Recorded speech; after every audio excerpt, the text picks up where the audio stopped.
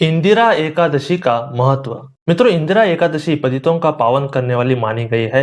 जो भी निष्ठा पूर्वक इस एकादशी को करता है वो मरने के बाद विष्णु लोक को जाता है। आज के इस वीडियो में इंदिरा एकादशी की कथा क्या है, इसकी विधि क्या है और इसके फायदे क्या हैं, ये जानेंगे। तो बिना किसी देरी किए वीडियो शुरू करते हैं। दोस्तों, पूरे भारत में सनातन धर्म का प्रसार करना यह हमारा मिशन है। अगर आपको हमारे प्रयास अच्छे लगते हैं तो आप हमारे यूट्यूब चैनल को जरूर सब्सक्राइब कीजिए और इस बेल आइकन को प्रेस कीजिए। तो पहले बात करते हैं इस एकादशी की कथा के बारे में। मित्रों, प्राचीन काल में सतयुग के समय में माहिष्मती नाम की नगरी में इंद्रसेन नाम का एक प्रतापी राजा धर्म पूर्वक अपनी प्रजा का पालन करते हुए शासन करता था। एक दिन राजा जब अपनी सभा में बैठा हुआ था, तब आकाश मार्ग से नारद जी उनके पास आए। तब राजा ने उन्हें देखते ही हाथ जोड़कर खड़े हो गए और विधि पूर्वक आसन व अर्घ्य दिया।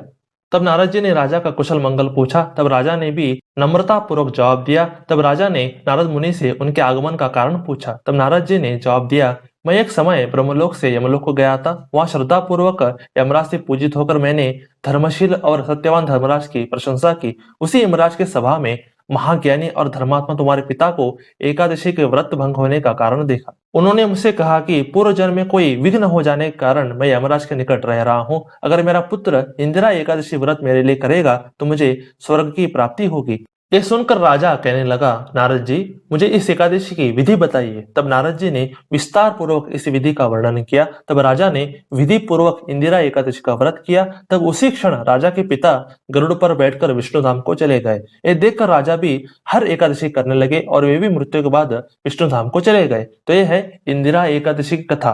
मित्रों, अब बात करते हैं इस एकादशी की विधि के बारे में। मित्रों, खासकर इस एकादशी में शालिग्राम शिला की पूजा करने का वर्णन है। अगर आपके पास शालिग्राम शिला नहीं है तो आप हरि की मूर्ति की पूजा कर सकते हैं। स्नान के बाद विधि पूर्वक पूजा करके भगवान के नाम का जप करना चाहिए। इस दिन बिल्कुल भी प्याज लहसुन मांस का सेवन नहीं करना चाहिए। किसी की निंदा या क्रोध से बचना चाहिए। गीता या भागवतम रामायण का पाठ करना चाहिए। इससे आपकी एकादशी सही तरीके से संपन्न होगी। मित्रों, आप बात करते हैं इस एकादशी के फायदे के बारे में। और पहला है पितरों का उद्धार। दूसरा है लक्ष्मी नारायण घर में प्रवेश करते हैं। तीसरा है कर्म बंधन टूटते हैं।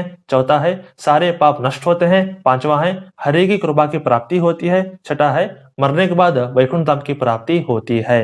मित्रों, ऐसे आप इंदिरा एकादशी को संपन्न करें। हरि भक्तों को एकादशी अवश्य करना चाहिए। यह हर एक हरि भक्तों का कर्तव्य है। आप अपने मित्रों से ये वीडियो अवश्य शेयर करें। तो आज के लिए बस इतना ही। हरे कृष्ण। दोस्तों, हम हमेशा सनातन धर्म के बारे में ऐसे ही गुप्त ज्ञान हमेशा लाते रहते हैं। अगर आपको ये वीडियो अच्छा लगा हो तो आप क्या कर सकते हैं, आप इसे लाइक कीजिए, आप इसे शेयर कीजिए अपने दोस्तों के साथ, अपने परिवार वालों के साथ, अपने रिश्तेदारों के साथ जरूर शेयर कीजिए। और थर्ड बात क्या है कि आप सब्सक्राइब जरूर कीजिए, क्योंकि आपको ऐसे ही बेहतरीन कंटेंट हमेशा इस चैनल से हमेशा मिलती रहेंगी। इसलिए आप क्या कीजिए, जरूर सब्सक्राइब कीजिए।